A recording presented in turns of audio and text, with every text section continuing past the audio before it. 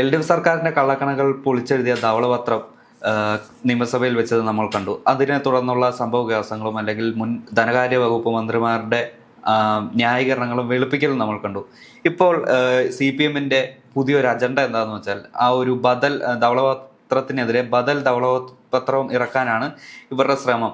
അതിനുവേണ്ടി ഇവർ ചെയ്ത കിഫ്ബി പോലുള്ള വികസന പദ്ധതികളെ ഏറ്റവും ഉൾക്കൊള്ളിച്ചാണ് അവർ ഈ ഒരു പത്രം തയ്യാറാക്കാൻ വേണ്ടി ശ്രമിക്കുന്നത്. അതിലെന്തൊക്കെയായിരിക്കും ഈ UDF സർക്കാരിനെ പൊളിക്കാൻ വേണ്ടി ചെയ്യുന്ന ഓരോ നീക്കങ്ങൾ എന്തെല്ലാമായിരിക്കും? അതായത് കഴിഞ്ഞ സർക്കാർ എന്ന് പറയുന്നത്, കഴിഞ്ഞ 10 വർഷത്തെ പിണറായി സർക്കാർ എന്ന് പറയുന്നത് കേരളത്തിലെ വികസനം, കേരളത്തിലുണ്ടാക്കിയ എല്ലാ വികസനവും ഞങ്ങളാണ് കൊണ്ടുവന്നത്, ഞങ്ങളുടെ കാലത്താണ് കേരളത്തിലെല്ലാം വികസനം സാധ്യമായത് എന്ന പ്രചരണം നടത്തിക്കൊണ്ടിരുന്ന ഒരു സർക്കാരായിരുന്നു. അതിനാണ് ഈ കിഫ്ബി എന്ന് പറയുന്ന ഒരു സംവിധാനം കൊണ്ടുവന്നു. അതിൽ പണം പുറത്തു നിന്ന് കടമെടുത്തു, മസാല ബോണ്ട് അടക്കം ഇറക്കി പണം കടമെടുത്ത് ഇവിടെ വികസന പ്രവർത്തനങ്ങൾ നടത്തുന്നു. അതിൻ്റെ പേരിൽ സെസ്, ഇന്ധന സെസ് അടക്കം ജനങ്ങളിൽ നിന്ന് പിരിച്ച് അത് തിരിച്ചടയ്ക്കുമെന്നാണ് പറയുന്നത്.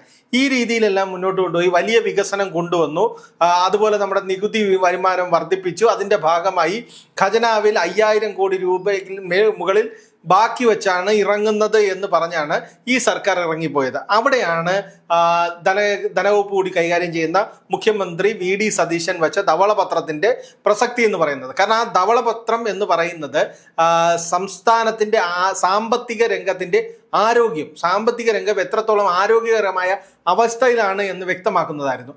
അതിനകത്ത് കൃത്യമായി പറയുന്നുണ്ട് കേരളത്തിന്റെ പൊതുകടം എത്രയാണ്, കേരളത്തിന് ഈ വരും വർഷങ്ങളിൽ കടം അല്ലെങ്കിൽ സാമ്പത്തികമായി എങ്ങനെ മുന്നോട്ട് കൊണ്ടുപോകാം, എന്തൊക്കെ നിർദ്ദേശങ്ങൾ വേണം, ഇതെല്ലാമായിരുന്നു ആ ധവളപത്രത്തിനകത്തുണ്ടായിരുന്നത്. സംസ്ഥാന സർക്കാർ അല്ലെങ്കിൽ കഴിഞ്ഞ LDF സർക്കാർ പറഞ്ഞതുപോലെ 5000 കോടി രൂപ ഖജനാവിൽ ഉണ്ട് എന്ന കാര്യം ധവളപത്രത്തിലും ഉണ്ടായിരുന്നു. അതിനേക്കാൾ കൂടുതൽ എങ്ങനെയൊക്കെയാണ് കഴിഞ്ഞ സർക്കാരിന്റെ കാലത്തെ ധൂർത്തും അഴിമതിയും കെടുകാര്യസ്ഥതയും മൂലം നമുക്ക് കോടികളുടെ നഷ്ടമുണ്ടായത്, നമുക്ക് എന്തുകൊണ്ടാണ് ഓരോ പ്രോജക്റ്റുകളും കോടികളുടെ നഷ്ടം വന്നത്, അതുപോലെ കിഫ്ബി എന്ന് പറയുന്ന സംവിധാനം എത്രത്തോളം നമ്മുടെ സാമ്പത്തിക രംഗത്തെ തകർത്തു, അല്ലെങ്കിൽ അതിന്റെ ബാധ്യത എത്രത്തോളം സംസ്ഥാനത്തിന്റെ തലയിൽ വന്നു, ഇതെല്ലാം വ്യക്തമാക്കുന്നതായിരുന്നു ഈ മുഖ്യമന്ത്രി സഭയുടെ മേശപ്പുറത്ത് വെച്ച ഈ ഒരു ധവളപത്രം. അതുകൊണ്ട് തന്നെയാണ് ഈ ധവളപത്രം വരുമ്പോൾ ഞങ്ങൾ മാത്രം വികസനം നടത്തിയവർ എന്നുള്ള വീമ്പ് പറച്ചിലിന് തടസ്സം വരുമെന്ന് പറഞ്ഞുകൊണ്ടാണ് ക്രമപ്രശ്നം ഉന്നയിച്ചും അല്ലെങ്കിൽ ചട്ടവിരുദ്ധമാണ് എന്നെല്ലാം പറഞ്ഞ് അതിനെ എതിർക്കാൻ നോക്കിയത്. അതിന് പറഞ്ഞ കാരണം എന്താണ്? പുറത്തു നിന്നൊരു സമിതിയെ വെച്ച് ഇത് തയ്യാറാക്കി എന്നാണ്, ഇതിന്റെ രഹസ്യരേഖകളെല്ലാം പരസ്യമാക്കി എന്നുള്ളത്. ഉപയോഗിച്ച് അതിന്റെ കാര്യങ്ങളെല്ലാം റൺ ചെയ്തു എന്നാണ് തോമസ് ഐസക് അവകാശം. അതെ, നിയമസഭയിൽ തൊട്ടു മുമ്പത്തെ ധനമന്ത്രിയായിരുന്ന KN ബാലഗോപാൽ ഉന്നയിച്ചത് പുറത്ത് രഹസ്യരേഖകൾ പുറത്തു കൊടുത്തൊരു പ്രത്യേക സമിതിയെ വെച്ച് ഇത് തയ്യാറാക്കിയാണ്. അതിന് മുഖ്യമന്ത്രി കൃത്യമായി മറുപടി കൊടുത്തു. ഈ രേഖകൾ എല്ലാം തയ്യാറാക്കിയത്, ധവളപത്രം തയ്യാറാക്കിയത് ധനകാര്യ വകുപ്പിലെ ഉദ്യോഗസ്ഥരായിരുന്നു. അവരെ സഹായിക്കുന്നതിന് വേണ്ടി ഒരു സമിതിയെ ചുമതലപ്പെടുത്തി. മികച്ച ട്രാക്ക് റെക്കോർഡുള്ളവരെ ഒരു സമിതി രൂപീകരിച്ചു. അവരിത് പരിശോധിച്ചു എന്നുള്ളതാണ്. അല്ലാതെ അവർക്ക് ഒരു രഹസ്യരേഖയും കൊടുത്തിട്ടില്ല, അത് അങ്ങനെ കൊടുക്കാൻ കഴിയില്ല എന്നും വ്യക്തമായിട്ട് പറഞ്ഞു. അതോടുകൂടി നിയമസഭയ്ക്കുള്ളിൽ ഈ രഹസ്യരേഖ പുറത്തു കൊടുത്തു എന്നുള്ള നറേഷൻ വിജയിച്ചില്ല. അതുകൊണ്ടാണ് അതിന് തൊട്ട് മുമ്പുണ്ടായിരുന്ന ധനകാര്യമന്ത്രിയായിരുന്ന തോമസ് ഐസക്, അദ്ദേഹമാണ് ഇവിടെ കേരളത്തിലെ ഏറ്റവും വലിയ സാമ്പത്തിക ശാസ്ത്രജ്ഞൻ എന്നാണ് അദ്ദേഹത്തെ വിലയിരുത്തുന്നത്. ഈ സാമ്പത്തിക ശാസ്ത്രജ്ഞൻ എന്ന് പറയുന്ന ആളിനെ തന്നെ ലോട്ടറി വിഷയത്തിൽ ചർച്ച ചെയ്ത് സംവാദം നടത്തി ഓടിച്ചു വിട്ട ആളാണ് നമ്മളെ മുഖ്യമന്ത്രി VD സതീശൻ. അതുകൊണ്ട് ഓർമ്മിക്കണം, അദ്ദേഹമാണ് പുതിയ നറേറ്റീവായിട്ട് വന്നത്. AI ഉപയോഗിച്ചാണ് ഇത് തയ്യാറാക്കിയതെന്ന്. അതായത് നമ്മൾ ഒരു 10 വർഷം വീണ്ട ഒരു തുടർ സർക്കാരിന്റെ വീഴ്ചകളും സാമ്പത്തിക രംഗത്തെ കെടുകാര്യസ്ഥതയാണ് ചൂണ്ടിക്കാണിച്ചത്. അപ്പൊ അതിനകത്ത് എന്തെങ്കിലും ഫാക്ച്വൽ എറർ ഉണ്ടോ എന്ന് പറയുന്നതിന് പകരം രഹസ്യരേഖ പുറത്തു കൊടുത്തു, AI ഉണ്ടാക്കി എന്നൊക്കെയാണ് പറയുന്നത്. അല്ല, മുമ്പ് ഈ AI കൊണ്ടുവന്നു എന്ന് പറയുന്നത് നമ്മുടെ ഗോവിന്ദ മാഷും അതുപോലെ MM മണി എല്ലാമായിരുന്നു AIയുടെ തലയിൽ വെച്ച് കൊടുത്തത്. ഈ സാമ്പത്തിക തന്ത്രജ്ഞ എന്ന് പറയുന്ന തോമസ് ഐസക് AI എന്നൊരു ന്യായീകരണം കൊണ്ടുവന്ന ഏറ്റവും വലിയൊരു അതെന്തുകൊണ്ടാണ് ഈ ധവളപത്രത്തിൽ പറയുന്ന കണക്കുകളെയും കാര്യങ്ങളെയും ഫാക്ച്വലായി അതിനെ ഡിഫെൻഡ് ചെയ്യാൻ പറ്റാത്തതുകൊണ്ട് AI ആണ് എന്ന് പറയുന്നത്. ഇതിനകത്ത് കിഫ്ബിയെ കുറിച്ച് പറഞ്ഞതെല്ലാം കറക്റ്റായി വന്നില്ലേ? കാരണം അടുത്ത വർഷങ്ങളിലെല്ലാം കിഫ്ബിയുടെ തിരിച്ചടവ് ഈ UDF സർക്കാരിന്റെ തലയിലേക്കാണ് വരുന്നത്. ഈ കിഫ്ബി ഓഫ് ബഡ്ജറ്റ് ബോറോയിങ് ആണ്. അത് നമ്മുടെ സംസ്ഥാനത്തിന്റെ കടമെടുപ്പ് പരിധിയെ ബാധിക്കില്ല എന്നാണ് പറഞ്ഞിരുന്നത്. CAG റിപ്പോർട്ടിൽ അത് വ്യക്തമായിട്ട് പറഞ്ഞിട്ടുണ്ട്. കേരളത്തിന്റെ സാമ്പത്തിക കടമെടുപ്പ് പരിധിയെ ബാധിക്കുന്ന തരത്തിലാണ് കിഫ്ബിയുടെ വായ്പകളെല്ലാം കിഫ്ബിയിൽ എന്താണ് നടന്നത്, കൃത്യമായി ഓഡിറ്റിംഗ് ഇല്ലാതെ ഒന്നുമില്ലാതെ ചില ഉദ്യോഗസ്ഥർ, വേണ്ടപ്പെട്ട കുറച്ച് ഉദ്യോഗസ്ഥരെ മാത്രം വട്ടം കൂടി ഇരുത്തി അവർ തീരുമാനിച്ച് അവരുടെ പ്രൊപ്പോസൽ നടപ്പിലാക്കി ഇവിടുത്തെ PWD അടക്കമുള്ള ഉദ്യോഗസ്ഥരെ ഒന്നും സമീപിക്കാനോ അവരുടെ ഒന്നും ഉപദേശം തേടാതെ സ്വന്തം നിലയിൽ തീരുമാനിക്കുന്ന ഒരു സംവിധാനമാക്കി കിഫ്ബി മാറ്റി. അതെല്ലാമാണ് ഈ ധവളപത്രത്തിൽ തുറന്നു കാണിക്കുന്നത്. അപ്പോഴാണ് ഈ ബദൽ ധവളപത്രം പുതിയ സംവിധാനമാണ്. കാരണം എന്ന് പറഞ്ഞു കഴിഞ്ഞാൽ ഈ 10 വർഷം കൊണ്ട് കേരളത്തിൽ ഭയങ്കരമായ വികസനം ഉണ്ടാക്കി എന്ന് പറയുന്ന സർക്കാർ എന്തൊക്കെയാണ് വികസനം എന്ന് പറയാൻ വേണ്ടിയിട്ടാണ്. നമ്മുടെ സ്കൂൾ കെട്ടിടങ്ങൾ വികസിച്ചിട്ടുണ്ട്, അത് ശരിയാണ്. പിന്നെ ഒരു കിഫ്ബിയിലെ ഫണ്ടിലൂടെ നടപ്പിലാക്കിയതാണ് ഈ ആശുപത്രികളുടെ വികസനം. എല്ലാ ആശുപത്രികളുടെ മുമ്പിലും 3ഓ 4ഓ നിലയുള്ള കെട്ടിടങ്ങൾ പണിഞ്ഞിട്ടു എന്നുള്ളതാണ്. അതിനകത്ത് എന്ത് സൗകര്യമൊരുക്കി, അവിടെ ആവശ്യത്തിന് ജീവനക്കാരെ, ഡോക്ടർമാരെ നിയമിച്ചോ, നഴ്സുമാരെ നിയമിച്ചോ, അവിടെ എന്തെങ്കിലും ആരോഗ്യ സംവിധാനങ്ങൾ ഉണ്ടാക്കി, ഉപകരണങ്ങൾ ഉണ്ടാക്കി എന്നുള്ള ചോദ്യത്തിനൊന്നും ഉത്തരവില്ല. ഈ പറയുന്ന രീതിയിലുള്ള സ്കൂൾ കെട്ടിടങ്ങളും അതുപോലെ ആരോഗ്യ കെട്ടിടങ്ങളിൽ മാത്രം നിർമ്മാണങ്ങൾ ഒതുക്കി എന്നിട്ട് ഈ ബഹുമുതല കെട്ടിടം കാണിച്ചിട്ടാണ് വികസനം എന്ന് പറയുന്നത്. അപ്പൊ ഇതെല്ലാം ഒരു സോഷ്യൽ ഓഡിറ്റിങ്ങിന് വിധേയമാവുന്നത് കൊണ്ടാണ് ഇപ്പോൾ ഒരു ബദൽ ധവളപത്രത്തിൽ എന്തായിരിക്കും പറയുക, കേരളത്തിലെ നികുതി വരുമാനം വർദ്ധിപ്പിച്ചു, നമ്മൾ കൃത്യമായി നികുതി പിരിക്കുന്നതിൽ ഇത് കാണിച്ചില്ല, അതുകൊണ്ടാണ് സർക്കാർ എല്ലാ ചെലവും കഴിഞ്ഞ് തിരിച്ചു പോകുമ്പോൾ 5000 കോടിക്ക് മേൽ മിച്ചം ഉണ്ടായിരുന്നത് KSRTC നിലനിർത്താൻ എല്ലാ മാസവും 125 കോടിക്ക് മേൽ കൊടുത്തു.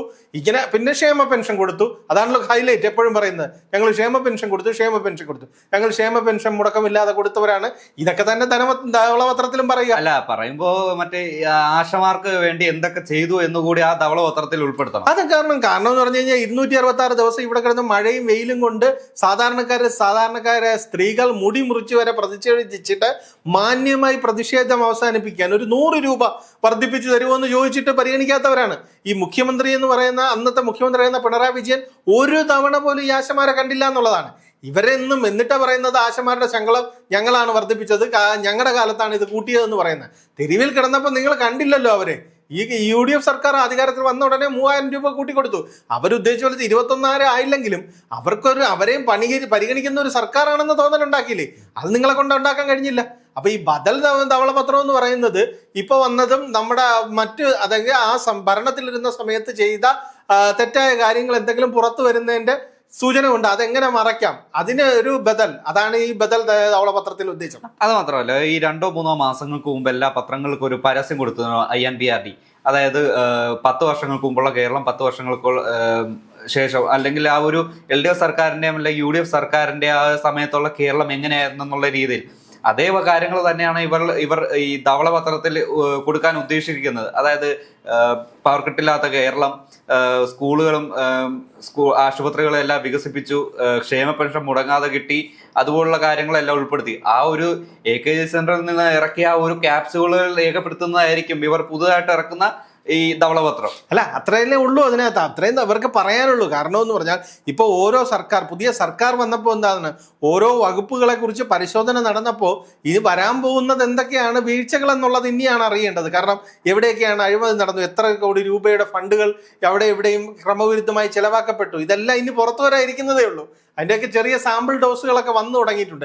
അതൊക്കെ വരുമ്പോൾ അതിനെ എങ്ങനെ പ്രതിരോധിക്കണം എന്നുള്ളതിന്റെ ഭാഗമായിട്ടാണ് ഈ ഒരു ബദൽ ധവളപത്രം. പിന്നെ പത്രപരസ്യം ഒരു സർക്കാർ സംവിധാനത്തിനും പൊതുജനങ്ങളുടെ ഖജനാവിൽ നിന്നുള്ള പണം സ്വന്തം രാഷ്ട്രീയത്തിന്റെ ആവശ്യങ്ങൾക്ക് വേണ്ടി എങ്ങനെ ഉപയോഗിക്കാം എന്നുള്ളതിന്റെ ഏറ്റവും വലിയ ഉദാഹരണമായിരുന്നു ആ സമയത്ത് PRD വ്യാപകമായി കൊടുത്ത പരസ്യങ്ങൾ. ആ സമയം എത്ര കോടി രൂപയാണ് അതിന് ചെലവാക്കിയെന്നുള്ള കണക്കുകൾ ഇനി വരുമ്പോൾ അറിയാം.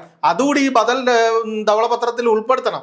ഞങ്ങൾ കഴിഞ്ഞ സർക്കാരിന്റെ കാലത്ത് രാഷ്ട്രീയ പ്രചരണം നടത്താൻ വേണ്ടി ഇത്ര കോടി രൂപ ചെലവാക്കിയെന്നും കൂടെ ധവളപത്രത്തിൽ പറയണം. PRD വകുപ്പിന് വേണ്ടി മാത്രം ഒരു പ്രത്യേക ഒരു തുക ചെലവഴിച്ചിട്ടുണ്ട്. കാരണം മുഖ്യമന്ത്രിയുടെ കട്ടും ഫ്ലക്സ് കേരളത്തിൽ അങ്ങോളം ഇങ്ങോളം പ്രചരിപ്പിക്കാൻ വേണ്ടി എത്ര തുക മാറ്റി വെച്ചു എന്ന് ആ ധവളപത്രത്തിൽ ഉൾപ്പെടുത്തണം. കൂടാതെ സെലിബ്രിറ്റികളുമായിട്ടുള്ള ഒരു ഇന്റർവ്യൂ, അതെല്ലാം ഈ ഒരു ധവളപത്രത്തിൽ ഉൾപ്പെടുത്തിയാൽ ജനങ്ങൾക്ക് അറിയാൻ പറ്റും നിങ്ങൾ എന്തുമാത്രം നുണകൾ ഏതെല്ലാം ഭാഗത്തിലൂടെ നടത്തി എന്നുള്ളത്. അല്ല, നുണകൾ നടത്തി എന്നുള്ളത് മാത്രമല്ല, നിങ്ങളുടെ ജനപ്രീതി എന്ന് പറഞ്ഞാൽ PR എക്സസൈസിന് വേണ്ടി മാത്രം, നിങ്ങളുടെ രാഷ്ട്രീയ താല്പര്യത്തോടെയുള്ള PR എക്സസൈസിന് മാത്രം ഖജനാവിൽ നിന്ന് എത്ര കോടി മുതലാക്കി, എത്ര കോടി നിങ്ങൾ ചെലവാക്കിയെന്നും കൂടെ ഈ ധവളപത്രത്തിൽ ഒപ്പിട്ട് അല്ലെങ്കിൽ ഉൾപ്പെടുത്തി മാതൃകയാക്കണമെന്നാണ് ഞാൻ പറയുന്നത്. കാരണം ഈ ധവളപത്രം തെറ്റാണെന്ന് പറയുമ്പോൾ ഇത്രയൊക്കെ കോടികൾ നിങ്ങൾ ചെലവാക്കിയിട്ടുണ്ടോ, ആ ചെലവാക്കിയതിന്റെ കണക്ക് കൂടി ഈ ധവളപത്രത്തിൽ ഒപ്പിട്ട് മാതൃകയാവണം CPM.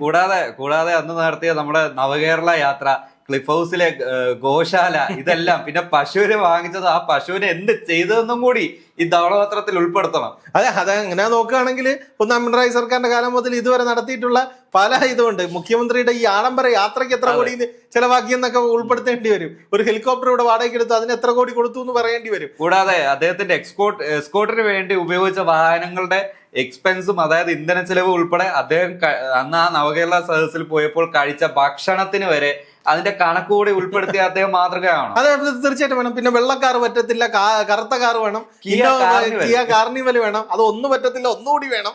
അങ്ങനെയൊക്കെ ഒരുപാട് ദൂർത്ത് നടത്തിയിട്ടുണ്ട്. ആ ദൂർത്തിന്റെ എല്ലാം കണക്കുകളും കൂടി ഈ ധവളപത്രത്തിൽ ഉൾപ്പെടുത്തുമോ എന്നാണ് ഇനി കണ്ടറിയേണ്ടത്.